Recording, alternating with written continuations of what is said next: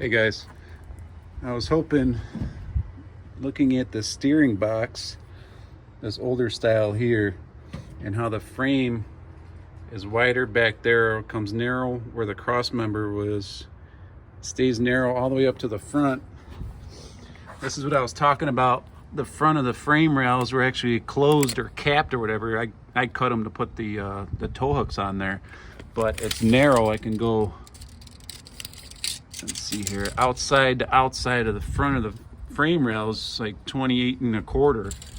Very narrow in the front. Over here on the passenger side, I think this is from the factory. This little lip that's vertical, I don't think anybody did that. As far as the thickness of the frame, where can I measure that? Maybe on this side. Yeah. Let's switch hands here. Thickness of the frame right here at the cross member is 5.5. Yeah, 5 1/4, 5.5, something like that. So not very thick, not very tall, I should say. Yeah. Let me check this guy over here.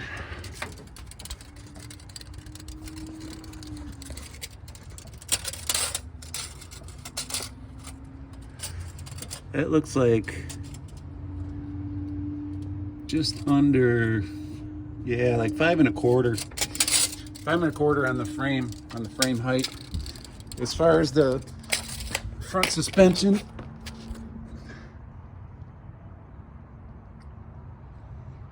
being a 44, I don't think it's a crossover because it's not above the leaf springs. Usually the crossover is above the leaf springs. And there's the Pitman arm, tie rods. It's the 44. And then in the back,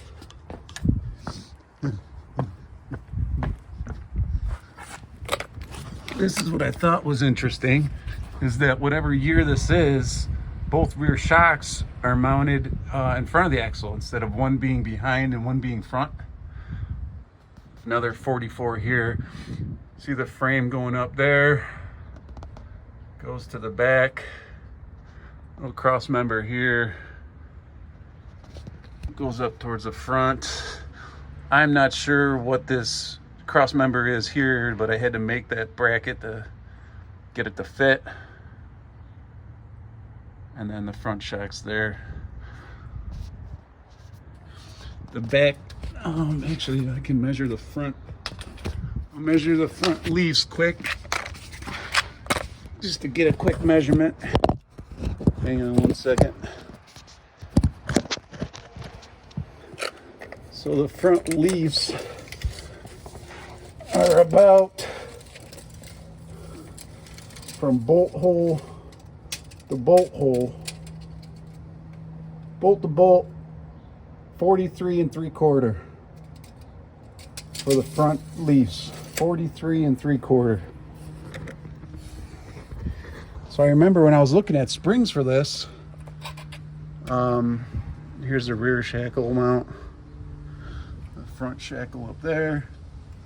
The regular square body were a few inches longer than this, which I thought was interesting. The rear ones, I can measure this one quick. The rear, let's see here, bolt to bolt on the rear are, looks like 52 inches. The rear leaves are 52 inches bolt to bolt. Here's what the rear hanger looks like. Shock mount. And then I can show you the rear frame.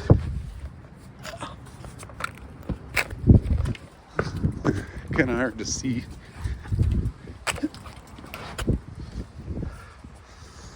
Here's the rear of the frame. Looks like, I don't know if somebody cut this or if it came channeled like this where the front is actually capped. I'm not sure. I'm hoping you guys know. This is the driver's side. C channel kind of look. And then the rear spring mounts. There's the rear end, nothing fancy there.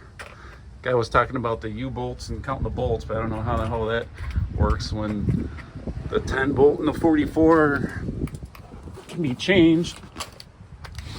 But yeah, this is why it's difficult to figure out the frame, because I have a monster car.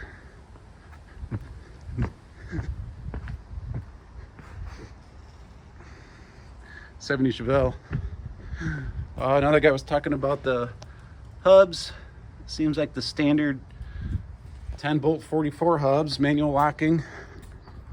And like I said, I finished up the 6-liter 4L80 swap. NP208 four-wheel drive.